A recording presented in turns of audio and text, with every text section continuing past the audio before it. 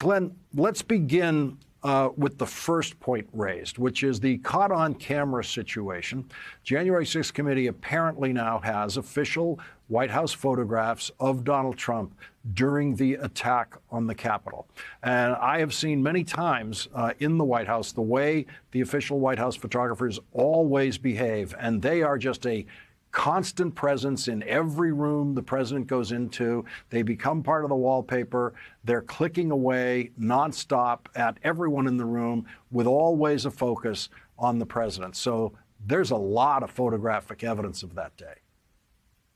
Yeah, Lawrence, and the more vivid a picture that the January 6th committee can paint for us all when the public hearings open on June 9 of what Donald Trump was doing for 187 minutes, while his angry mob that he set on the Capitol was attacking the Capitol, was hunting for politicians. It's going to be really damning because what we already know, but pictures have a way of really driving it home. What we already know is that for 3 hours, people were streaming into the Oval Office trying to convince the president to call off, let's call it what it is, his attack, and he refused to do it. Keith Kellogg, the national security advisor to Mike Pence, said, you know what? We even sent Ivanka Trump back into the Oval Office a second time to try to convince her father to call off the attack. And he wouldn't. Lawrence, I'm sorry, but we have to call that what it is.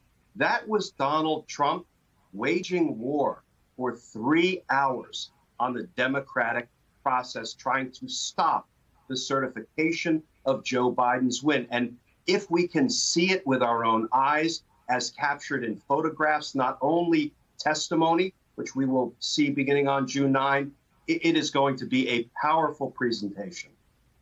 Let's listen to what Stephanie Grisham, the White House press secretary at the time, what she said about what Donald Trump was doing that we will probably see in the White House photographs.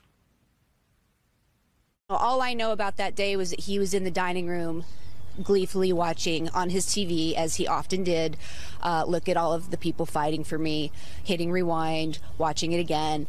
That's what I know. And Glenn, still photographs can tell that story.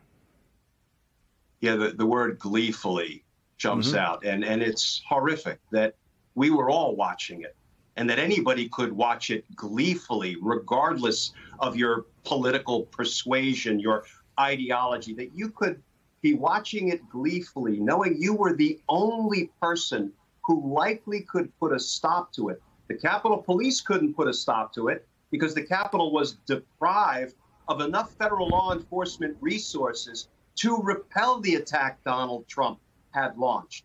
And watching it gleefully and refusing to put a stop to it, even though people were pleading with you to do just that, I think, Lawrence, once we see this with our own eyes in these public hearings, we see the crimes that were committed. We see the evidence that can prove those crimes beyond a reasonable doubt.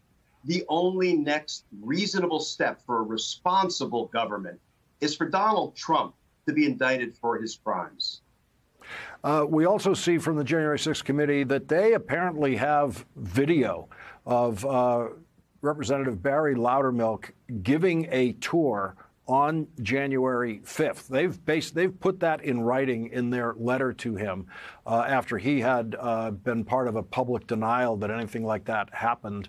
And that for them to want to use it, there would have to be something in that video that is not just him showing a Boy Scout troop around the building.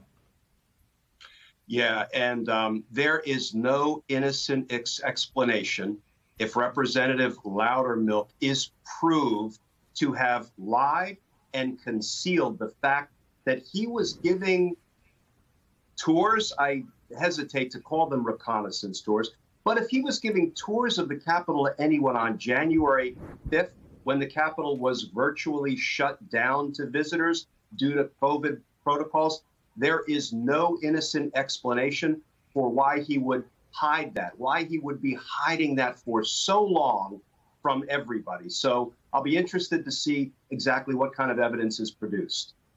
And Glenn, before we go, Attorney General William Barr, former Attorney General, working out, it sounds like, an agreement to speak with the January 6th committee. Yeah, and let me start with a caveat. If Bill Barr's word is to be credited, we know that he's been on his reputation rehabilitation tour selling books, and he has said, among other things, that on December 1st, he told the president that your claim, Mr. President, of election fraud is, to paraphrase Bill Barr, BS. And what that does, Lawrence, is that provides powerful evidence of Donald Trump's criminal intent every day moving forward from December 1st, when his own attorney general said your claims of election fraud are BS. And yet Donald Trump continued to peddle them. What does that do? It provides evidence of his corrupt intent.